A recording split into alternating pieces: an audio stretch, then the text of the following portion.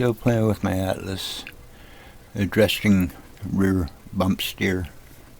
Initially, when I was testing after converting the rear axle to a steerable axle, all I was looking at was the improved turning radius, which was like half.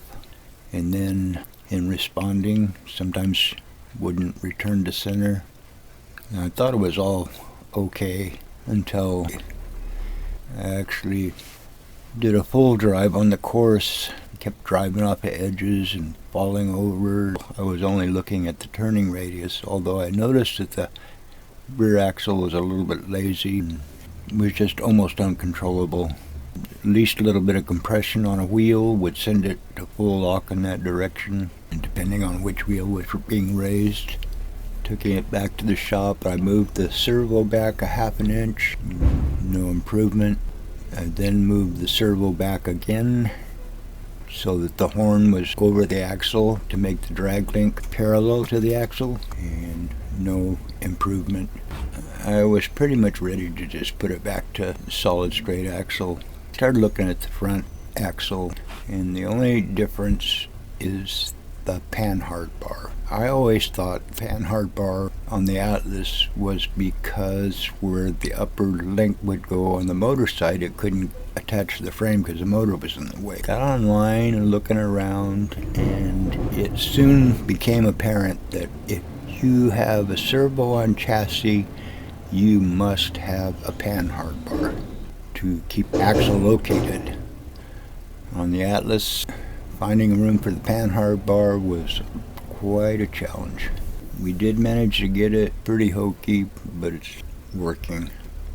Anyway, trials and tribulations.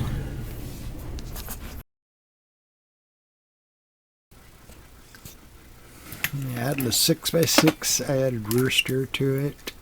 You can see the previous video about the parts to convert the rear axle to a steering axle.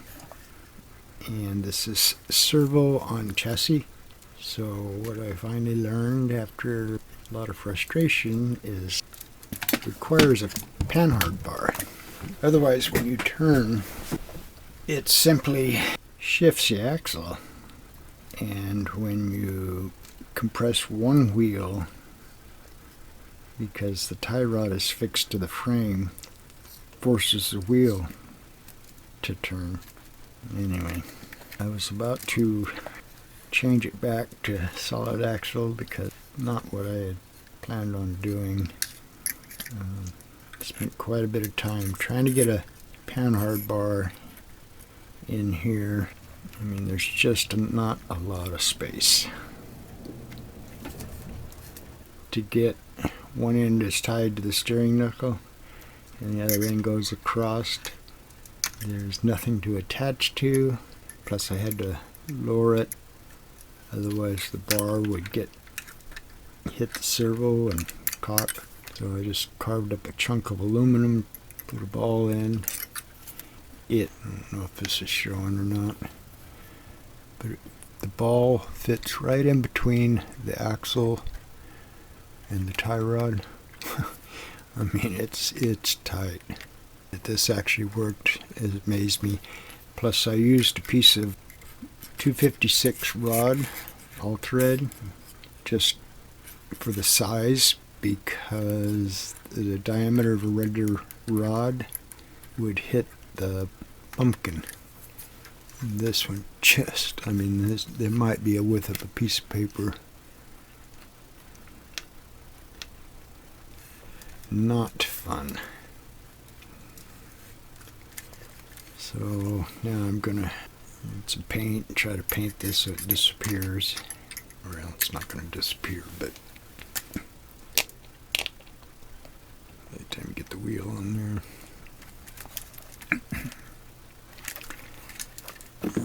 Let's see. Turn it on. Anyway, I turned the car on. And before I put the Panhard on there, didn't want to return to center. And compressing a wheel would send it to full lock in that direction. generally opposite the direction you're trying to turn when you're climbing a hill. You hit a bump and I kept driving off the edge of stuff because the back wheels would lock the opposite direction I was trying to go. Anyway, I mean, most cars that have a servo on the chassis are designed that way. And when you're working with 10th scale, you got a little more room than on 24th scale. This was just painful. We want to get another receiver or try another transmitter, see if I can control channel 3. Full-time steering, it works. It's just a lot of times you don't want that back axle turning to be done. But this was a milestone, getting this thing to actually turn, not turn when wheel gets compressed.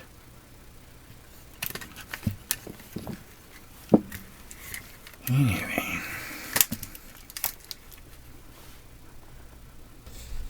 and as far as servo placement, front of the servo is even with the flange on the back of the bed.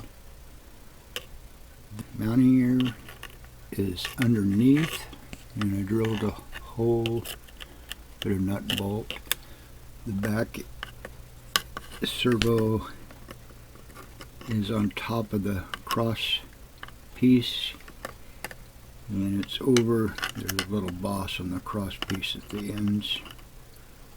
It's over against that, and the wire goes down underneath about that. The servo, I had a stock servo that I started with.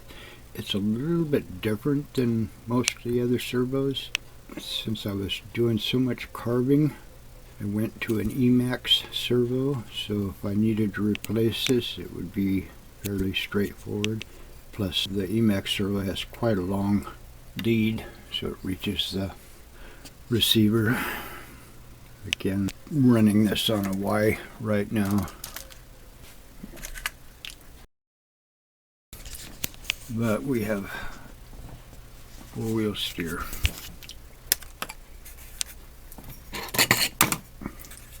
I should have noted when I first started testing, what I did was put it on the cement and measuring the new distance to turn.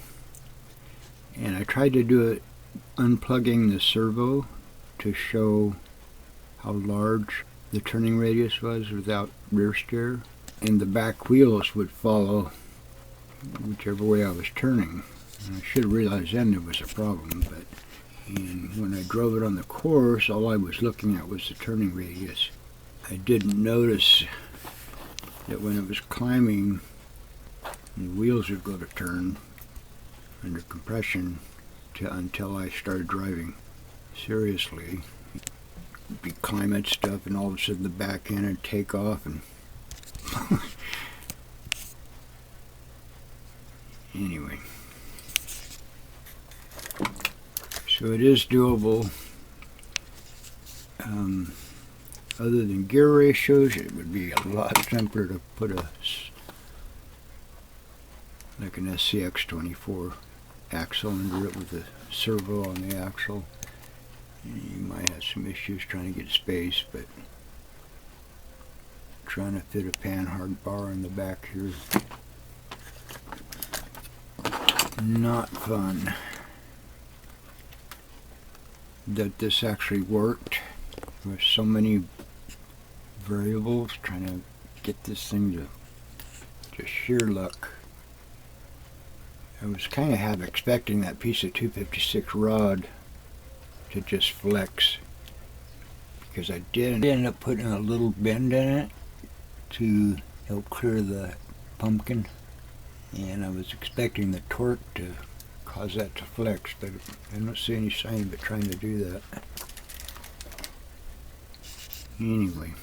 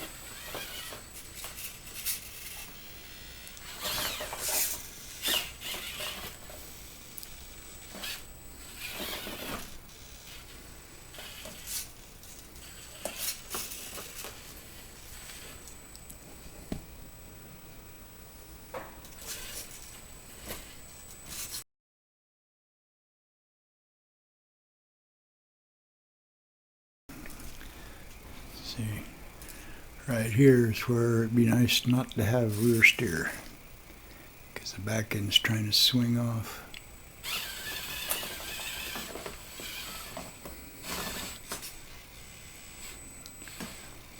And or crab.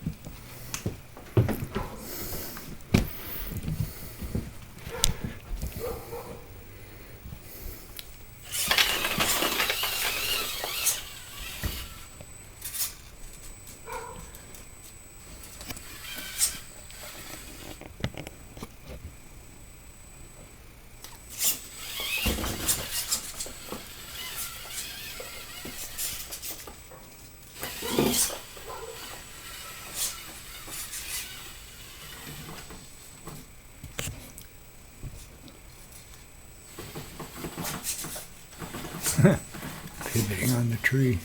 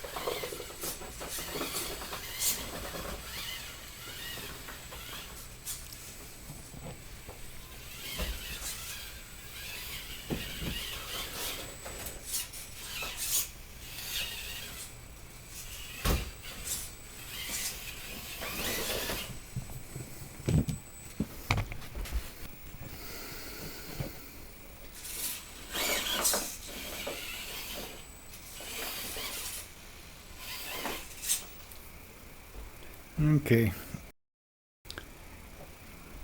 I'm sure you've seen plenty of videos. This little atlas drawing. They don't do too bad, but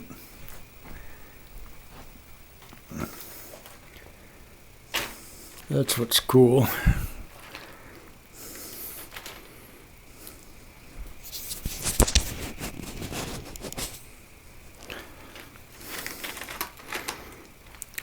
No bump steer.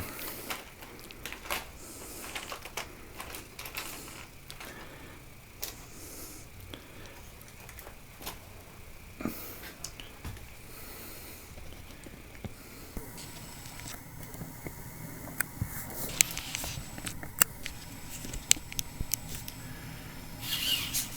just need to do something about being able to control the four-wheel steer. I mean, full-time works, but as much as it allows you to do, especially on something like this, it also limits, because it pushes the back end around when you don't want it to. And like I mentioned, being able to crab would be really nice. So I don't know if I'm gonna pursue it on this or on the FCX 24 6x6 build that I have planned.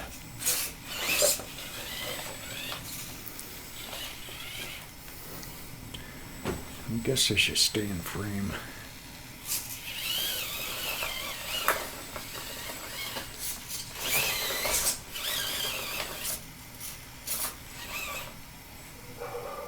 Can't say it was fun doing this conversion. It was something I've always wanted to do since I got it. And it definitely helps with being able to turn. Now it's just being able to turn it off. I'm running a Y off of channel 2 to feed both servos, so I have proportional steering. I've seen where folks use a servo and basically got it, just keeping the rheostat and using it for an output switch. I looked and I haven't seen if you could use the output from a servo switch, I'll call it. Disconnect the power lead on the Y connection going to the back servo and then feed it power from the channel 3 switch. On this, channel 3 is just an on-off, which would be cool. Wouldn't give me rear steer. The only way I'm going to get rear steer is, as far as crab, full normal steering, is to swap transmitter and receiver. And I really don't know if I want to go that far. But being able to turn it off would be the next best thing.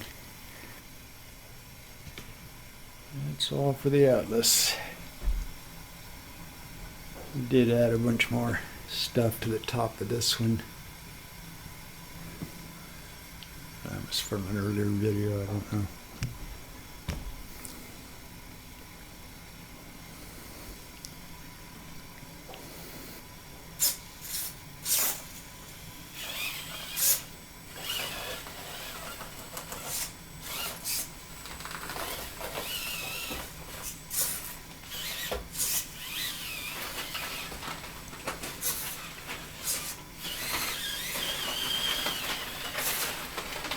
Later.